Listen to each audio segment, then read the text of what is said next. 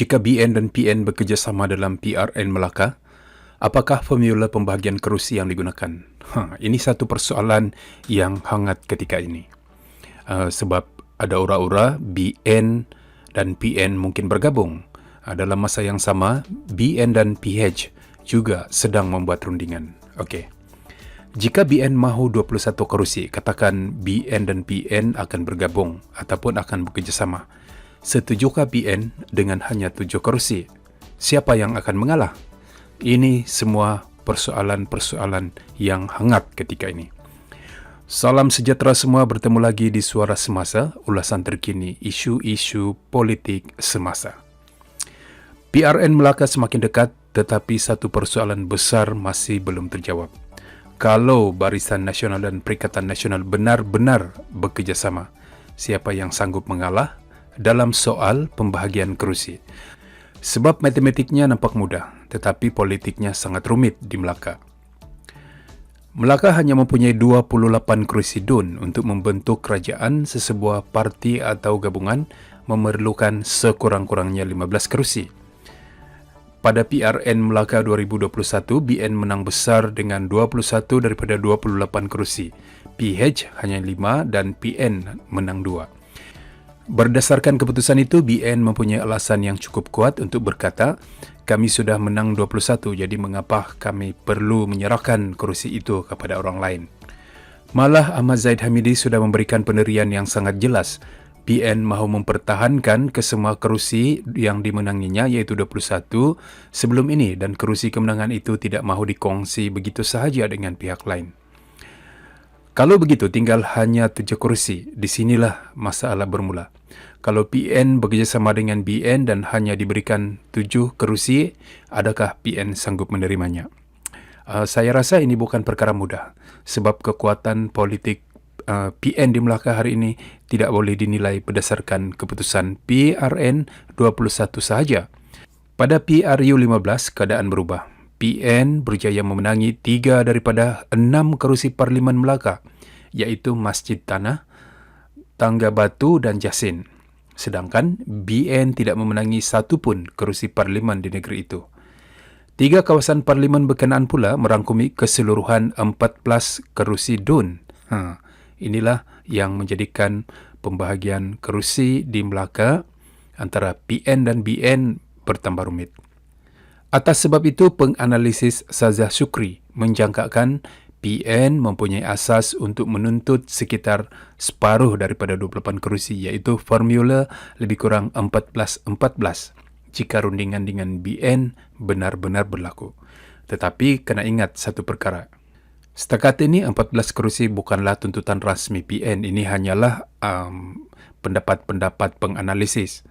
Ia adalah jangkaan berdasarkan kekuatan PN pada PRU 15. Namun PAS Melaka sendiri sebelum ini sudah mengumumkan sasaran mahu bertanding 16 kerusi DUN. Ini bermaksud PAS sahaja pernah menyasarkan lebih daripada separuh kerusi Melaka. Jadi bayangkan kalau 2 angka ini diletakkan di atas meja rundingan. BN 21, PAS sebelum ini 16 kalau tidak berubah. Sedangkan jumlah keseluruhannya cuma 28. Sudah tentu kedua-duanya tidak boleh mendapat apa yang mereka mahu. Salah satu pihak mesti mengurangkan tuntutan. Kalau BN tetap dengan 21 kerusi dan PN diberikan baki 7, BN pada dasarnya menjadi abang besar dalam kerjasama itu. Dan adakah PN bersetuju dengan situasi tersebut?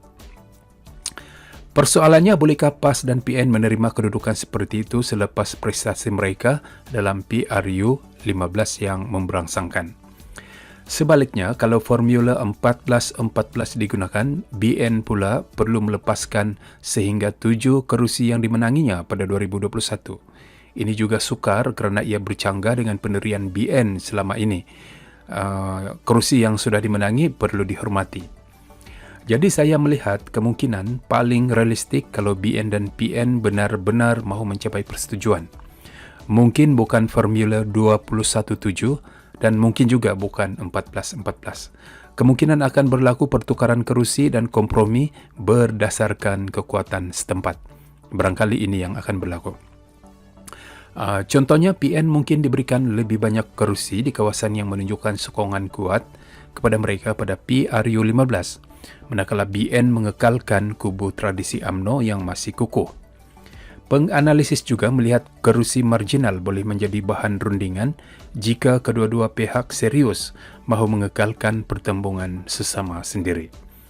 Tetapi ada satu lagi faktor yang memberikan BN kelebihan dalam rundingan. BN sebenarnya tidak terikat kepada PN sahaja. Ini kekuatan BN sekarang. Ahmad Zahid Hamidi berkata, BN sedang melakukan kajian terperinci sebelum menentukan bentuk kerjasama bagi PRN Melaka kerana sentimen akar umbi dilihat bercampur-campur. Beliau juga memberikan mandat kepada Abdul Raub Yusof untuk mengadakan rundingan sebelum keputusan dimuktamadkan di peringkat pusat. Pada masa yang sama, PH juga berada dalam radar. Saifuddin sebelum ini tidak menolak kemungkinan bertemu dengan Abdul Rauf untuk membincangkan kerjasama menghadapi PRN Melaka. Maksudnya mudah. Kalau tuntutan PN terlalu tinggi, BN mungkin boleh melihat pilihan lain. Masih boleh melihat pilihan lain. Terima atau tidak? Kalau rundingan dengan PH lebih mudah dari segi pembagian kerusi, itu boleh menjadi satu lagi pilihan bagi BN. Jadi BN sekarang ni banyak option dengan PN ataupun dengan PH. Walaupun laporan berita hari ini mengatakan BN hanya akan memutuskan rakan kongsi dalam pilihan raya selepas DUN Melaka dibubarkan. Okey. Dan BN juga sebenarnya masih mempunyai pilihan untuk bertanding secara solo atau sendiri. Sebab itu kedudukan BN di meja rundingan agak menarik. Mereka mempunyai 21 kemenangan DUN dan PRN lalu sebagai modal. PN pula mempunyai 3 kemenangan parlimen daripada PRU15 sebagai modal rundingan. Kedua-duanya boleh mengemukakan angka untuk membuktikan bahawa merekalah yang lebih kuat dalam kawasan-kawasan tertentu. Okey, tetapi pilihan raya tidak semestinya mengulangi keputusan lama.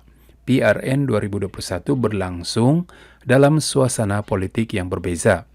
PRU15 pula memberikan gambaran yang sangat berbeza apabila BN gagal memenangi kerusi parlimen di Melaka.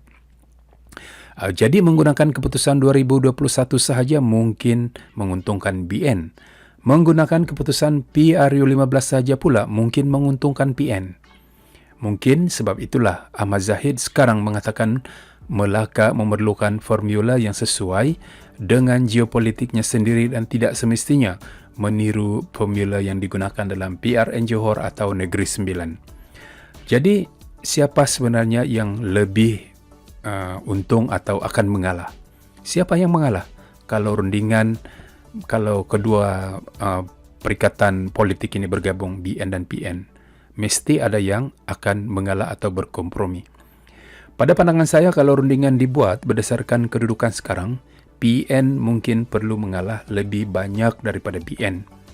Sebab BN merupakan penyandang kerajaan negeri dan mempunyai rekod kemenangan 21 kerusi. Tetapi saya juga sukar melihat PN menerima hanya 7 kerusi. Ini yang lebih rumit. Jadi BN mungkin tetap perlu membuka sedikit ruang jika benar-benar mahu pertandingan dua penjuru dan mengelakkan undi pecah. Di sinilah ujian sebenar kerjasama BN dan PN di Melaka. Bercakap mengenai kerjasama memang mudah. Bercakap mengenai perpaduan juga mudah. Tetapi apabila sampai kepada satu persoalan, siapa yang sanggup menyerahkan kerusi yang mereka rasa boleh menang?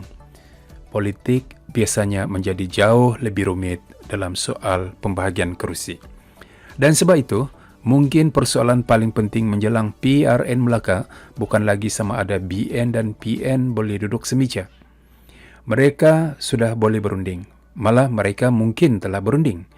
Persoalan sebenarnya ialah, apabila hanya ada 28 kerusi dibahagikan, siapa akhirnya yang sanggup mengalah?